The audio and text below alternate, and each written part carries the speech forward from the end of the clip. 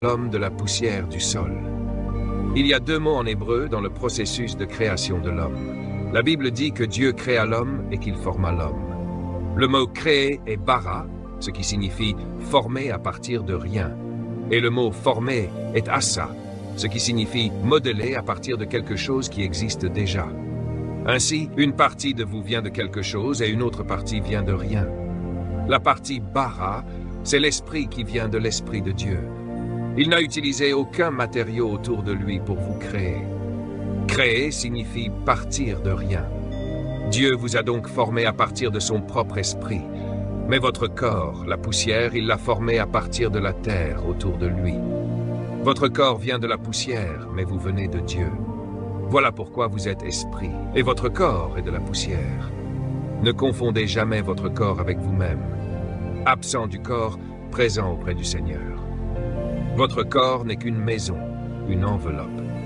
Mais ce qui est important, c'est que la première enveloppe que Dieu a créée était masculine. Et la Bible dit, Dieu forma l'homme de la poussière du sol, souffla en lui un souffle de vie, et l'homme devint un être vivant, une âme vivante. Au verset 8, il est dit, l'Éternel Dieu planta un jardin en Éden, à l'est, et y plaça l'homme qu'il avait formé. Cela est très important. Dieu n'a pas laissé le mâle trouver le jardin par lui-même. Dieu a planté le jardin et ensuite il a placé l'homme dans ce lieu, ce qui signifie que Dieu avait l'intention que l'homme vive dans cet endroit. Éden est très important pour un homme. Je vais vous expliquer ce qu'est l'Éden. Dans ces versets, je trouve le but de Dieu pour l'homme. Regardez Genèse 2:15. L'Éternel Dieu prit l'homme, le mâle, et le plaça dans le jardin d'Éden pour le cultiver et le garder. L'Éternel Dieu commanda ensuite à l'homme, « Tu peux manger de tous les arbres du jardin, mais tu ne dois pas manger de l'arbre de la connaissance du bien et du mal, car le jour où tu en mangeras, tu mourras sûrement, et tout avec toi. » Cette déclaration contient tout ce dont un homme a besoin. Je suis venu ce soir pour vous montrer que Dieu a un but très clair pour l'homme, et il ne l'a pas caché. C'est là, juste devant nous. Tout dans cette déclaration concerne l'homme, et il parle uniquement à l'homme, car la femme n'est pas encore créée. L'homme reçoit toute l'information. Premièrement, Dieu dit qu'il a mis l'homme en Éden. Le mot Éden est un mot hébreu qui signifie présence. Éden n'était pas un lieu, et c'est pourquoi personne ne l'a jamais retrouvé. Éden était une atmosphère, un environnement.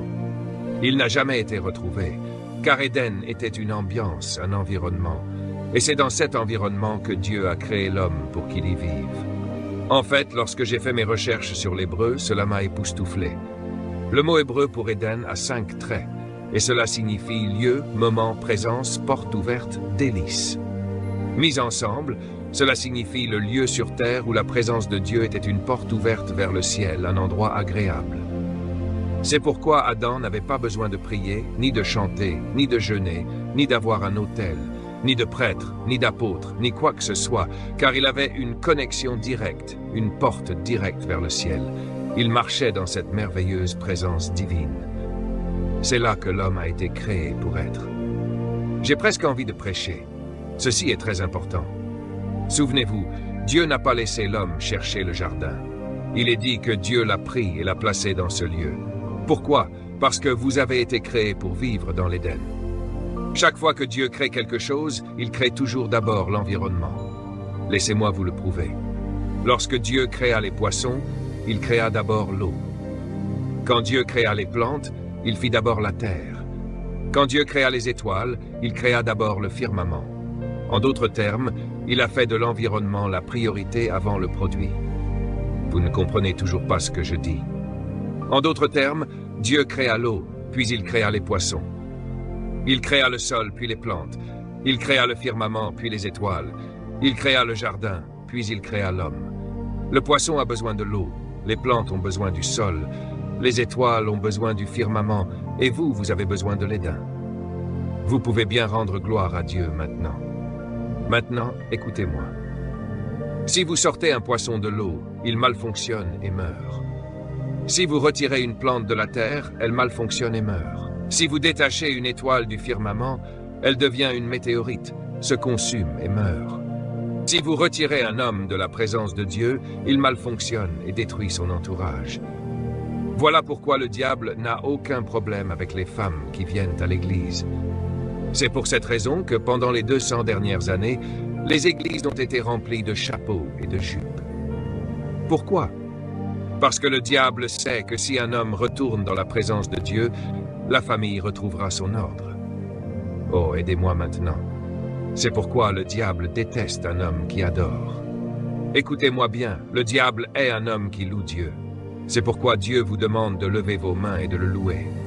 Pourquoi? Parce que lorsque vous commencez à retourner à l'Éden, le diable s'inquiète, car il sait, je perds l'homme, je perds l'homme.